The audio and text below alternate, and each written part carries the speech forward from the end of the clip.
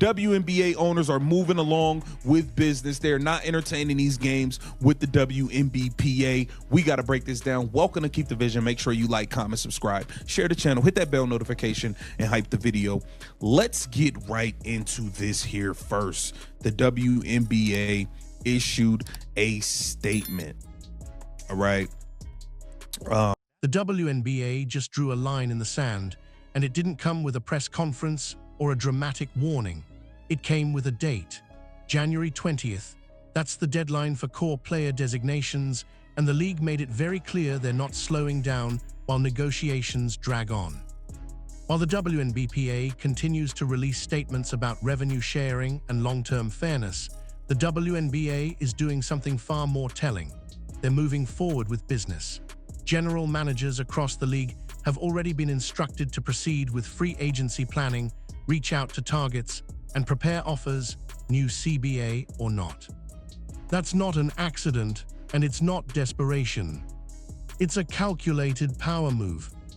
This negotiation was supposed to be different. The league is growing, ratings are up, attendance is climbing, sponsorship money is flowing in, fueled in part by stars like Caitlin Clark, bringing unprecedented attention to the game. The players believed this moment gave them leverage, that ownership would feel pressure to meet their demands, especially on revenue sharing. But instead of blinking, the owners leaned back. To this, our priority is a deal that significantly increases players' salaries. That is the key thing. That is where these two is different. The WNBA said our priority is a deal that significantly increases players' salaries, enhances the overall player experience, and supports long-term growth of the league for current and future generations of players and fans. Now, I want you to remember that very first part. Our priority is a deal that significantly They issued a carefully worded statement emphasizing one thing above all else, significantly increasing player salaries, and then they backed it up with action, not debate. Deadlines stayed in place, processes stayed intact, the calendar kept moving. Now the league has entered what's called a status quo period, but don't let the name fool you. There's nothing neutral about what's happening. One side is still arguing about principles, the other is forcing reality to set in. Because in professional sports labor negotiations, leverage isn't about who's louder or who's more popular. It's about who can afford to wait. And right now, that answer might not be who you think. The most important moment in this entire standoff didn't come from a leaked memo or an angry tweet. It came from one single sentence in the league's official statement. The WNBA said its priority is a deal that significantly increases player salaries. That line matters more than anything else that's been said publicly so far. Because when you strip away the PR language, that sentence is ownership saying, "We already gave you what you asked for." Behind the scenes, the numbers being discussed are not small tweaks or symbolic raises. We're talking about proposed maximum contracts reaching roughly $1.3 million. Mid-tier salaries jumping into the $500,000 range, rookie deals starting near $250,000. Compared to the expired CBA, those are massive jumps. In some cases, more than double what players were previously earning. And yet, if you look at statements from the WNBPA, salary increases are barely mentioned. The focus is almost entirely on revenue sharing, percentages, long-term structural changes, a seat at the table when it comes to future growth. That's where the entire negotiation starts to break down. Ownership is negotiating in concrete dollars, guaranteed money, checks that clear immediately. The union is negotiating in theory what the league could be worth down the road, especially if growth continues at its current pace. Those are two completely different conversations happening in the same room. And this disconnect explains why talks stalled instead of accelerating. According to reporting from Annie Costebile, the league even floated the idea of a full moratorium, essentially pausing free agency until a deal was reached. The union declined. That decision alone changed everything. because once the moratorium was off the table, labor law kicked in. Under US labor rules, when a CBA expires without a new one in place, the league is required to maintain the terms of the old agreement. That's the status quo: qualifying offers, core designations, free agency mechanisms, all of it stays alive. And the league decided to use that window aggressively. While the union speaks in broad terms about fairness and future equity, ownership is forcing decisions into the present. Players still need contracts, teams still need rosters, expansion teams still need to draft, and every day that passes puts more pressure on individual players, not the league. Even stars like a Ja Wilson benefit differently than role players in this setup. Revenue sharing sounds equal, but in practice, the biggest gains flow upward. Meanwhile, players at the bottom of rosters are staring at life-changing salary offers right now. And that's the tension the league is exploiting, quietly, legally, and very effectively. But this was only the first move. What happened next made it clear the owners weren't bluffing at all. Here where the conversation gets uncomfortable, because once you actually look at the numbers, the narrative completely changes. The WNBA isn't lowballing players. In fact, what ownership put on the table represents the most aggressive financial proposal in league history. Start with the headline number, a proposed maximum salary of roughly $1.3 million. Under the expired CBA, the max sat just under $242,000. That's not a small bump. That's a jump of more than 160%. Overnight, the top players in the league would become some of the highest-paid women's team sport athletes in the world. But it doesn't stop at the stars. Mid-tier veteran contracts were floated in the $500,000 to $550,000 range. That's crucial because most players don't live on max deals. These are rotation players, starters, sixth women, players who currently grind through overseas seasons just to make ends meet. Doubling, and in some cases tripling, those salaries changes lives immediately. Then there's the rookie scale. Proposed starting salaries around $250,000 mean first-year players would walk into the league earning more than many current all-stars do right now. That's unheard of in women's pro sports. That's ownership betting heavily on the future of the product. And here's the part that gets conveniently ignored in public union statements. The league is still not profitable. The NBA has subsidized the WNBA for nearly 3 decades. Even with rising ratings, sponsorships, and media attention driven by stars like Caitlin Clark, revenue growth does not automatically equal profit. That distinction matters. Revenue sharing works cleanly in leagues where revenue is stable, predictable, and massive. The NBA splits basketball-related income because there's plenty to split. The WNBA, by contrast, is still in an investment phase. Owners are fronting expansion costs, charter travel, marketing, facilities, and development with no guarantee the recent spike sustains. From ownership's perspective, the offer is simple: guaranteed money now, not hypothetical percentages later. From the WNBPA perspective, the argument is philosophical. Players believe their labor created this growth, and they want to lock in a share of upside before it disappears. That's understandable, but it's also risky. Because revenue sharing shifts uncertainty from ownership onto the entire league structure. What makes this moment so tense is that both sides are technically right, but only one side is negotiating with cash already on the table. And that's why ownership feels comfortable pushing forward. They know every day that passes increases the pressure on individual players, not the league itself. Because principals don't pay rent, salaries do. And that reality is about to collide head-on with free agency deadlines that aren't waiting for anyone. This is the part of the story most fans don't understand, and it's where the WNBPA quietly lost the upper hand. The moment the union declined a full moratorium, the negotiations stopped being emotional and became strictly legal. Under US labor law, when a collective bargaining agreement expires without a replacement, both sides enter what's called a status quo period. That means the league must continue operating under the terms of the expired CBA while negotiations continue. No lockout, no shutdown, no freeze on league operations. Business keeps moving. Ownership knew this, and they were ready for it. According to reporting tied to Front Office Sports, the league immediately contacted every general manager with a blunt message: proceed as normal, prepare qualifying offers, plan core designations, start free agency conversations. The calendar is the calendar. This wasn't a threat, it was a reminder. January 11th arrives whether a deal exists or not. January 20th is still the deadline for core player designations.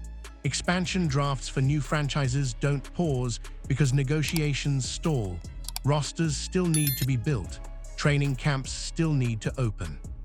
And that's where the union's strategy started to unravel.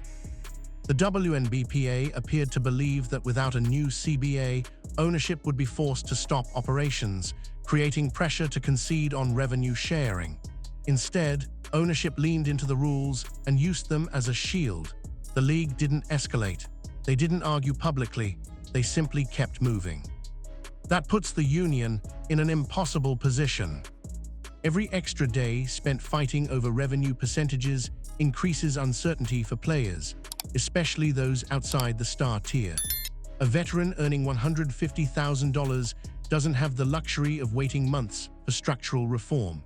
When a $500,000 offer hits the table under the old framework, ideology becomes secondary to survival. And ownership knows this. What makes the situation even more complicated is the lack of unity within the player base.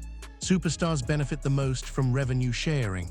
Role players benefit the most from immediate salary inflation. Those priorities don't always align, and ownership is betting that internal pressure cracks the union's stance. This is why the league's confidence matters. They're not bluffing because they don't have to. The law allows them to operate. The schedule supports them. And the financial burden of waiting doesn't fall on ownership, it falls on players deciding whether to sign or hold out. At this stage, the union isn't negotiating from leverage, they're negotiating from hope. And in professional sports labor battles, hope is rarely enough. Because once individual players start making individual decisions, collective power fades fast. And that's exactly what the league is counting on as the clock keeps ticking.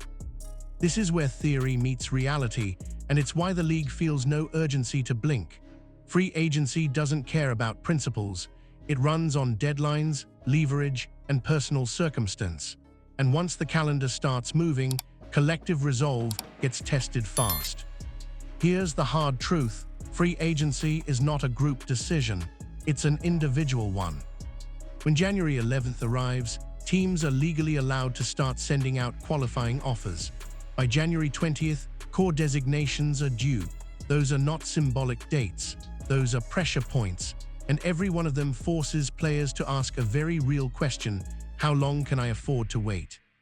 For ownership, waiting is cheap. For players, waiting costs money. A player who's been making $120,000 or $150,000 a year doesn't operate on the same timeline as the union leadership. When a team offers $400,000 or $500,000 under the existing framework, that's not abstract future revenue. That's guaranteed income, immediately life-changing, and potentially career-defining. This is why ownership is comfortable telling teams to start conversations now, not because deals will be signed tomorrow, but because conversations create momentum. Verbal commitments, shortlists, expectations. Once those wheels start turning, it becomes much harder for the union to hold a firm line without internal fractures. And that's the part no one wants to say out loud. The WNBA represents stars, rotation players, veterans, and fringe roster spots all at once. But their financial realities are wildly different. Revenue sharing may benefit everyone in theory, but immediate salary increases benefit some players right now in ways revenue percentages won't for years. Ownership understands that difference better than anyone. That's why the league isn't panicking about public statements accusing them of bad faith negotiations. They're not worried about social media backlash. They know that when faced with a real offer versus a hypothetical future model, many players will choose certainty. And once a few players break ranks, the union's leverage weakens overnight. This isn't cruelty, it's math. The league can afford to let free agency play out under the old terms because they've already proposed massive raises in the new deal. From their perspective, they're offering upside with stability. The union is offering upside with risk. History tells us how that usually ends. As free agency approaches, the question isn't whether the league will slow down. It's whether the union can maintain unity once individual livelihoods are on the line. Because the moment players start signing, the standoff effectively ends, whether a new CBA exists or not. And the league knows exactly what they're doing by letting the clock run. This is where the players' union made its biggest miscalculation. They looked at momentum and mistook it for leverage, and those two things are not the same. Yes, the league is growing. Yes, ratings are up. Yes, attendance jumped. And yes, a massive part of that surge came from the arrival of Caitlin Clark, who brought unprecedented attention to the game. Casual fans tuned in, sponsors followed, media coverage exploded. From the outside, it felt like the perfect moment for players to press for more. But growth only creates leverage when the other side can't afford to wait, and that's not the case here. The WNBA didn't suddenly become profitable because of one breakout season. It's still operating in an investment phase. Owners are still writing checks. Expansion teams are still paying entry fees. Infrastructure costs are still rising.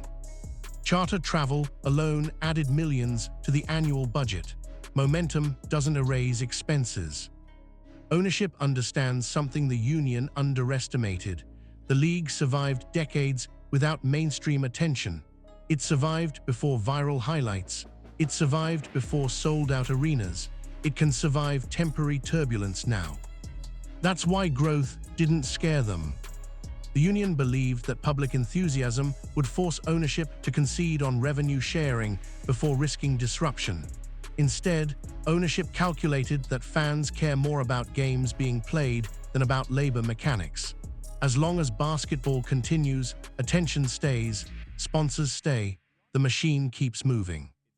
And here's the uncomfortable truth. The league does not need every player equally to maintain that momentum. Stars drive viewership.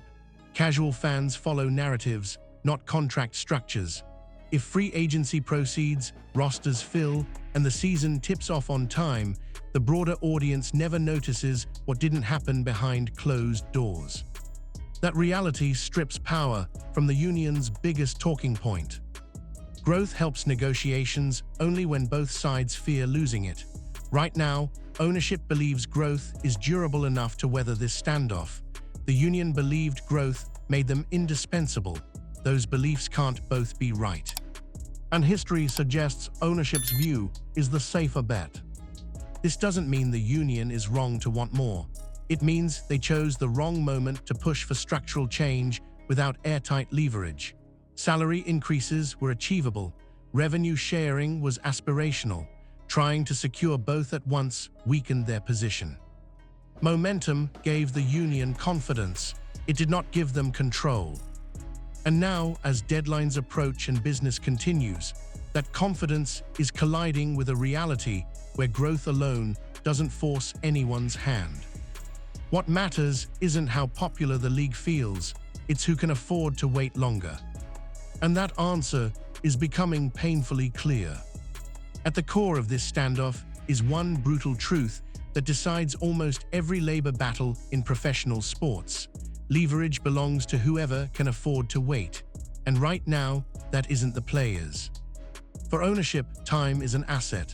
The WNBA can operate under the expired CBA indefinitely during the status quo period. Games can be played. Free agency can function. Expansion can move forward. There's no ticking financial bomb forcing owners to rush into a deal they don't like. Players don't have that luxury. Every day without a new CBA is another day of uncertainty. Another day without knowing contract structure, benefits, long-term protections, or roster security. And most importantly, another day closer to deadlines that force individual decisions. This is where union strategy starts to crack. Collective bargaining works best when all members can hold the line together. But professional sports don't pay everyone equally. A superstar can wait months. A fringe rotation player can't. A veteran with a short career window can't. A player with overseas options, family obligations, or injury history can't. Ownership knows this imbalance exists, and they're leaning into it. By allowing teams to prepare offers now, ownership creates silent pressure. No public confrontation, no dramatic ultimatums, just quiet phone calls, informal conversations, and the reminder that opportunities don't last forever. When players start seeing numbers attached to their names, ideology becomes harder to defend. This is why the WNBA is in such a difficult position. Holding out for revenue sharing requires unity. Unity requires time. Time is exactly what many players don't have. And ownership isn't being reckless. They're following the rules. They're operating within labor law. They're offering unprecedented salary increases while refusing to lock themselves into revenue-sharing obligations before profitability is proven. From a business standpoint, it's conservative, disciplined, and extremely hard to attack legally. That's why public pressure hasn't moved the needle. Fans don't negotiate CBAs. Social media doesn't sign checks. As long as games are played and players are paid, especially at higher levels than ever before, ownership can ride out criticism. Meanwhile, the union faces a countdown. January 11th, January 20th, expansion drafts, training camps. These aren't abstract dates, they're decision points, and each one pulls leverage away from collective action and toward individual choice. That's why ownership is calm, that's why they're confident, and that's why the longer this drags on, the harder it becomes for the union to extract structural concessions. Waiting costs owners' patience. Waiting costs players' money. And in negotiations, that difference changes everything. This is the part of the conversation that gets glossed over, but it's the foundation of everything happening right now. Growth does not equal profit, and until the WNBA consistently turns a profit, ownership is always going to negotiate from a position of caution, not generosity. Yes, the league is experiencing its best moment ever. Ratings are up. Attendance is up. Media attention has exploded, largely driven by stars like Caitlin Clark and the surge of new fans she brought with her. But here's the uncomfortable reality. None of that automatically means the league is making money. For nearly 3 decades, the NBA has subsidized the WNBA. That support hasn't disappeared. Even now, with increased sponsorships and higher-profile TV deals, operating costs are rising just as fast, if not faster, than revenue. Charter flights, expansion fees, marketing campaigns, improved facilities, and higher player salaries all cost real money today, not projected money tomorrow. That's why ownership keeps pushing guaranteed salary increases instead of revenue sharing. Revenue sharing only works cleanly when revenue is stable, predictable, and surplus-driven. The NBA can split basketball-related income because there's plenty left over after expenses. The WNBA doesn't have that cushion yet. Owners are still investing, still absorbing risk, still betting on future returns.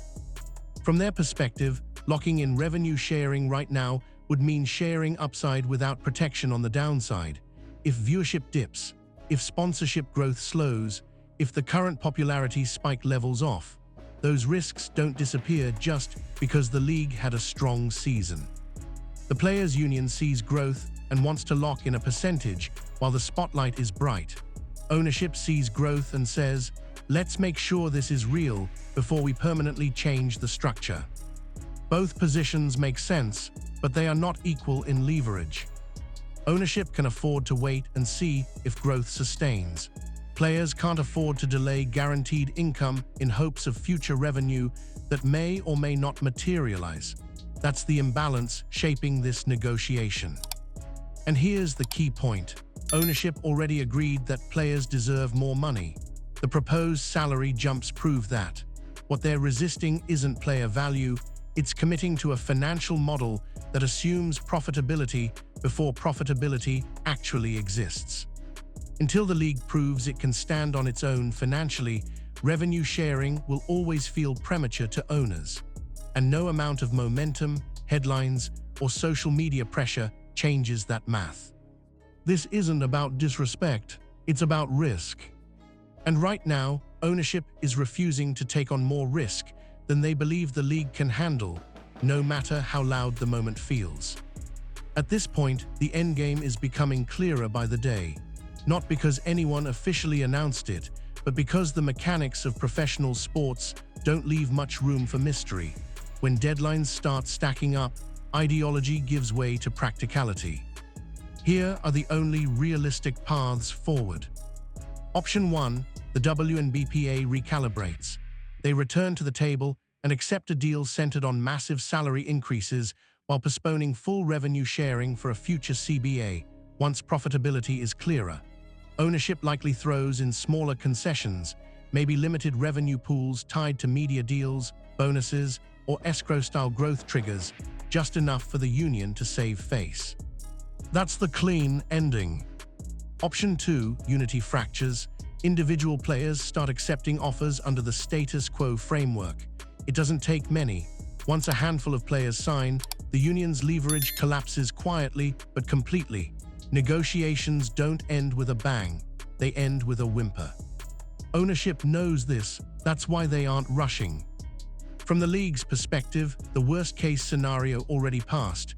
They avoided a lockout, they avoided a shutdown, they avoided missing games, everything else is manageable. Public criticism fades, headlines move on, basketball keeps going. For the union, the worst-case scenario is still very real.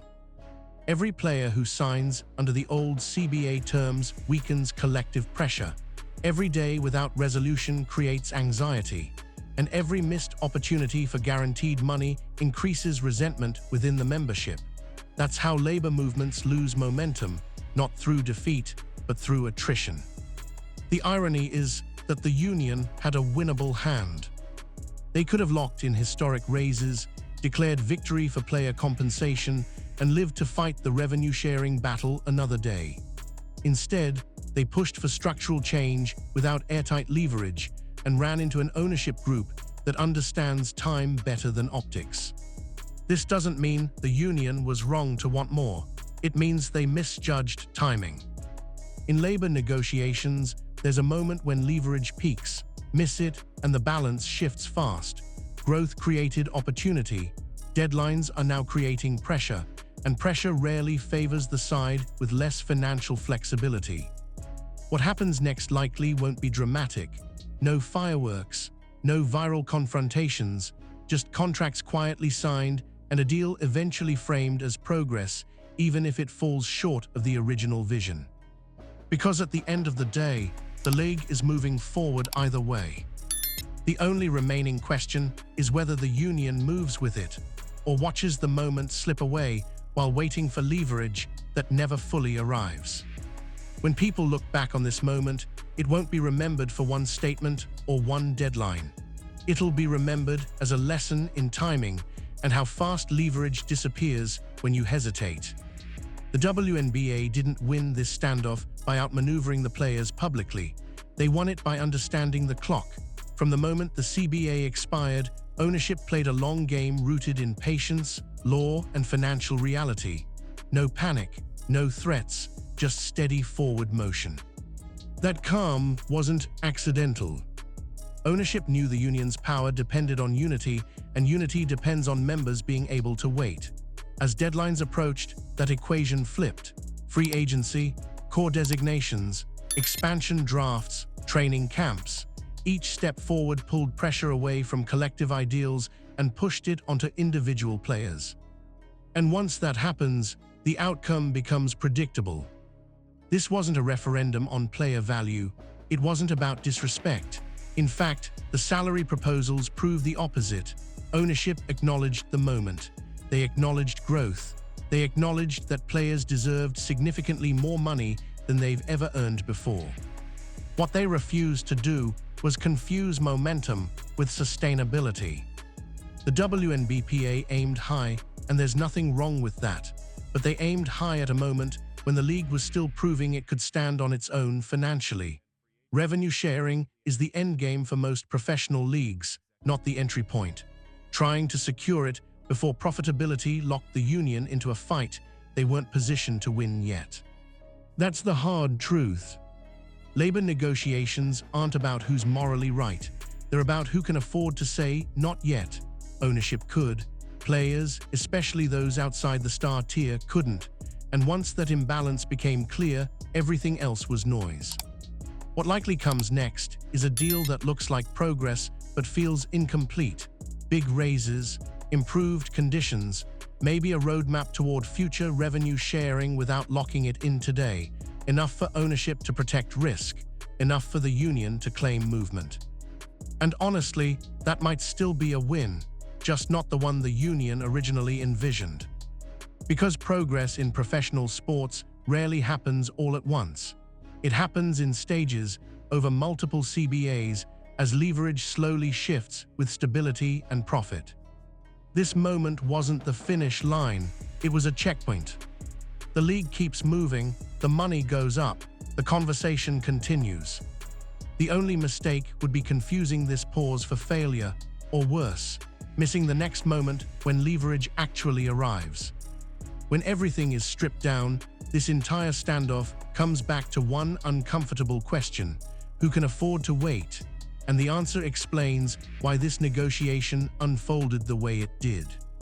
The WNBA never needed to win loudly. They didn't need to embarrass the union or flex publicly. They just needed to keep the league moving. Deadlines stayed intact. Free agency stayed alive. Expansion stayed on track. The machine never stopped. That was the leverage. The WNBA wasn't wrong about player value. The growth is real. The attention is real. The impact of stars like Caitlin Clark is undeniable. Players absolutely deserve more, and ownership acknowledged that with historic salary proposals. But leverage isn't built on momentum alone. It's built on necessity. And right now, players need certainty more than owners do. For many players, this isn't about legacy economics or long-term revenue models. It's about rent, family, career windows, and financial security in a league where careers are short and guarantees matter. When real offers hit the table, waiting becomes a luxury, not a strategy. That's why this outcome always leaned in one direction. Ownership could wait under the status quo, players couldn't, and once that reality set in, the negotiations stopped being philosophical and became practical. That doesn't make the union foolish. It makes this moment mistimed. Revenue sharing may still come. In fact, it probably will, once profitability is proven and leverage truly shifts. But trying to force that outcome before the foundation is solid turned a strong position into a fragile one. This won't be remembered as a failure. It'll be remembered as a lesson. The league is moving forward. Salaries are rising. Conditions are improving. The next CBA will start from a higher baseline than ever before. That matters. But the real takeaway is simple. In labor negotiations, the side that controls time usually controls the outcome. Right now, that side isn't the players. The question isn't whether the WNBA is growing. It is. The question is whether the union will adjust, regroup, and choose its next moment more carefully, because that next moment will come. And when it does, timing will matter more than anything else.